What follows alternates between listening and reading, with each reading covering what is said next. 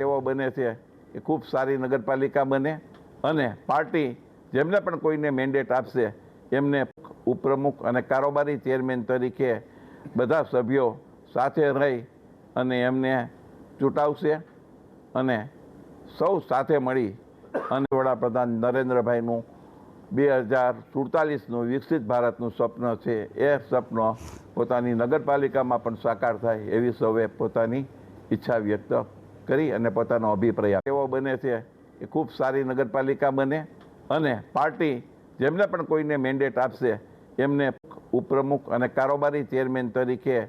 બધા સભ્યો સાથે રહી અને એમને ચૂંટાવશે અને સૌ સાથે મળી અને વડાપ્રધાન નરેન્દ્રભાઈનું 2047નું વિકસિત ભારતનું સ્વપ્ન છે એ સ્વપ્ન પોતાની નગરપાલિકામાં પણ સાકાર થાય એવી સૌએ પોતાની ઈચ્છા વ્યક્ત કરી અને પોતાનો અભિપ્રાય